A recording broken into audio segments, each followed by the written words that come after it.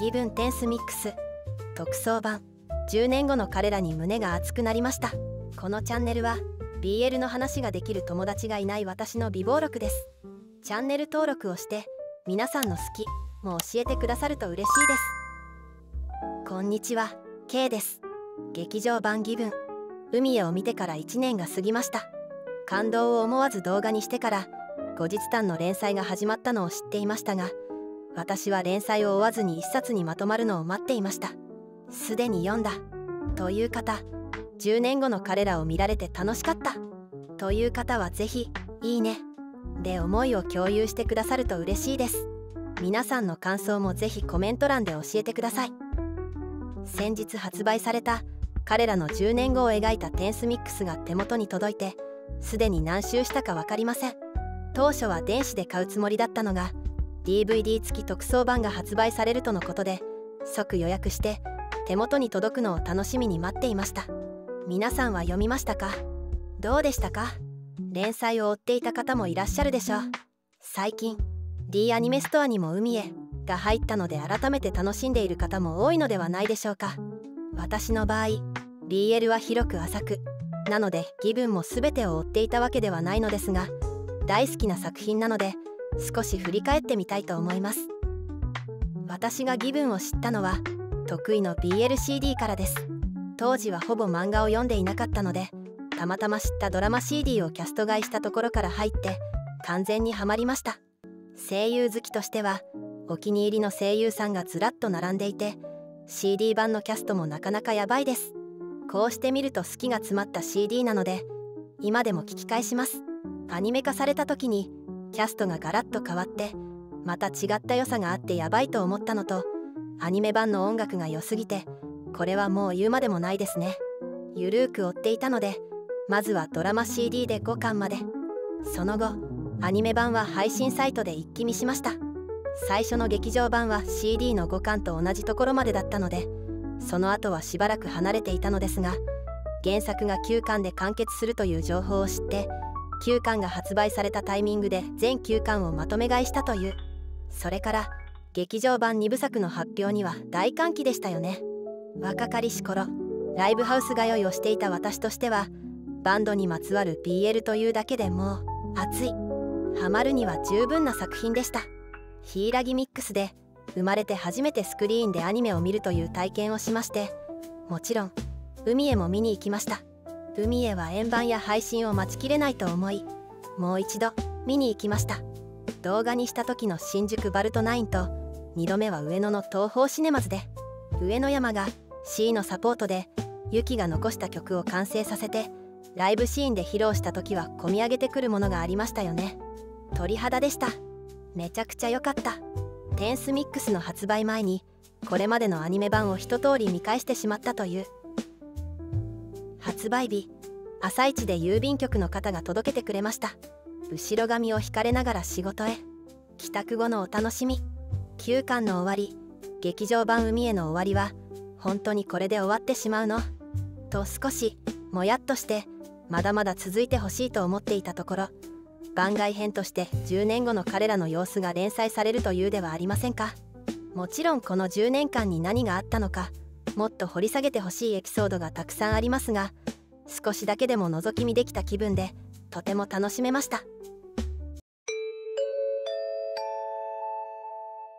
ここからはテンスミックスの内容にも言及します。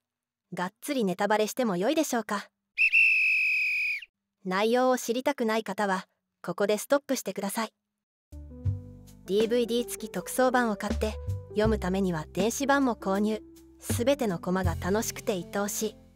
本編ではギブンがメジャーデビューして高校を卒業したところで終わりました。その10年後、みんな音楽を続けていて、ギブンはもちろん、上野山は C のサポートをサポートのまま10年続けているという。海外でのライブにもついていくという活躍しているのが分かって嬉しくなりますね。夢のある話です。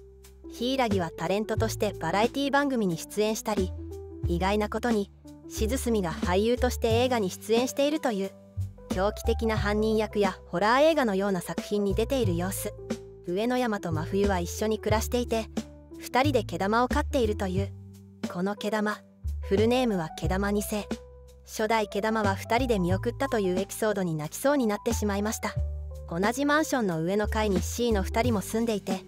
変わらず行き来したり、音楽のことで喧嘩して険悪になった時には真冬が上の階へ逃げ込んだり、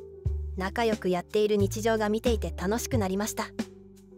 上野山が真冬の顔がドストライクだということがわかるエピソードも可愛くて、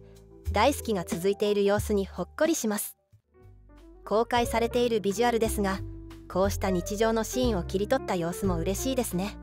寝ぼけながら歯磨きする真冬が可愛いですし、上野山がひげを剃っているという朝の風景、春樹の髪が伸びていて色気がマシマシなんですけど、春樹と明彦、この2人ももちろん続いていることに安心します。ただ明彦は数年前に関西のオーケストラに入団して大阪で暮らしている。東京と大阪を行き来しながらバイオリンとギブンのドラムも続けている。春樹とは別々に暮らしているという。明彦が上京する日は春樹が東京駅まで迎えに行く日。虫よけだという指輪をしながら通い込ん状態だという明彦と春樹のカップルは私の推しです。たけちゃんと上野山の姉弥生ちゃんが結婚して子供がいるという情報や、植木が会社員をやっていて板谷が日本代表のユニフォームを着ているロンドン在住同士で羽月と交流があるらしいという、そんなあの人は今の情報も嬉しかったです。ギブンの全国ツアーの折り返し、大阪公演からの帰り、大雨の影響で新幹線が運休。毛玉が心配で柊に電話をするとロケでカニ漁に、静澄は映画の撮影で樹海に。レンタカーを借りて2人が運転を交代しながら東京に戻ろうとする間の空気感もすごく良かった。泣きそうになるシーンやセリフがてんこ盛り。これアニメ化してくれないかな。同じく東京に帰れなくなった春樹は明彦の部屋へ。相変わらず事故物件に住んでいるらしいという。ギブンが海外のフェスに出るということで、羽月にもあって最後は羽月で締めましたね。かいつまんで知れて嬉しいポイントだけでも、どのシーンも愛おしいギブンの世界でとても楽しかったです。胸熱ポイントを挙げていくとほぼ一冊語りそうで危険です。10年経っても変わらない関係や、それぞれが大人になってこの10年でいろいろな経験をしてきているだろうことが分かって嬉しくなりました。番外編として少しだけ見せてくれただけということは理解していますが、これで本当に終わってしまうのは寂しいです。付属の新作アニメ DVD にはこれら4つのエピソードが入っています。羽化、山へ、愛のワルツ、よりどりギブン。これは過去にどこかで発表されたエピソードをアニメ化したものでしょうか。持っていないのでご存知の方がいらしたら教えてください。羽化、ニューヨークの朝、バイオリニストとして国際的に活躍している羽月の話。国際コンクールで優勝した羽月のスマホにニュースを見た真冬やさまざまな人からお祝いのメッセージが届くという話。華々しく活躍する羽月ですが、ちょっと切ない気持ちが戻ってきます。山へ、春樹に誘われて上野山が山頂で開催される野外フェスに行く話。テントの設営やカップラーメン、そんな初めての経験に春樹がかけた言葉はこれも良かったです。そして私が何度もリピートしてしまったエピソード、愛のワルツ。これは明彦の大学へ訪れる真冬、明彦のピアノが聴きたいと突然電話してきたというが、レッスン室を取って久しぶりだから間違えるかもと言いながらピアノを弾いてくれる明彦。このエピソードが大好きです。選んだ曲はブラームスのワルツ第15番、通称愛のワルツ。選曲がまたグッときます。弾きながら春樹との話をする明彦に真冬は顔を真っ赤にして、すっごい愛の告白を聞いてしまったと、歌詞のないクラシックにどうやって気持ちを合わせるのか疑問に思っていたことを身をもって感じた瞬間でした。個人的には明彦推しなので、このエピソードは一番嬉しいかも。好きすぎます。顔にピアスは現実世界では無理なのですが、ギブンでドラムをやっているのと同時にバイオリンも上手くて、羽月という天才との出会いで少し狂わされた面もありましたが、結果的に結構真面目にやっているギャップにやられます。10年後にはオケに入団して本格的に続けているというのが嬉しいですし、器用に何でもできそうな意外性の中でこのピアノはさらにヤバいです。しかもこの選曲、アニメにプロが弾いた音を当てているとはいえ、明彦が繊細なこの曲を丁寧に弾いている姿にやられました。完全に春樹に向けた愛を感じてにやけてしまいますね。途中で春樹が入ってきて演奏はやめてしまいましたが、春樹との安定のやり取りで、やっぱりこの2人、明彦と春樹カップルが本当に好きだわと思った瞬間でした。ここにワルツ15番の音源を入れようと思ったのですが、自分で打ち込んでもクラシックの有名な曲は誰か別の著作権と間違えて YouTube の AI が判定するので、冒頭の一瞬だけ。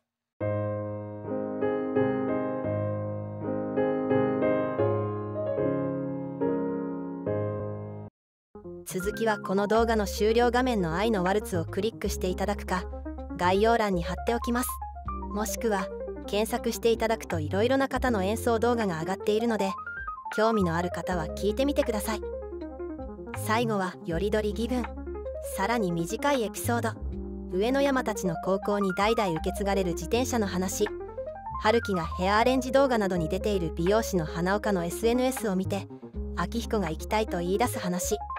明彦の引っ越し段ボールにいつも入っている熊のぬいぐるみの尊い話。静澄と同棲を始めた柊の話など、日常を切り取ったエピソードにニコニコしてしまいました。これもいずれ配信されるでしょうか。なんだか取り留めのない話になってしまいました。完結した作品のその後を見られるのは本当に楽しいですね。これからも繰り返し原作を読んで、アニメを見て、 CD を聴いて大切にしていく作品だと改めて思いました。自分の好きを吐き出している動画ですが、チャンネル登録と高評価、皆さんのコメントは動画作りの励みになりますので、よろしくお願いします。また次の動画でお会いしましょう。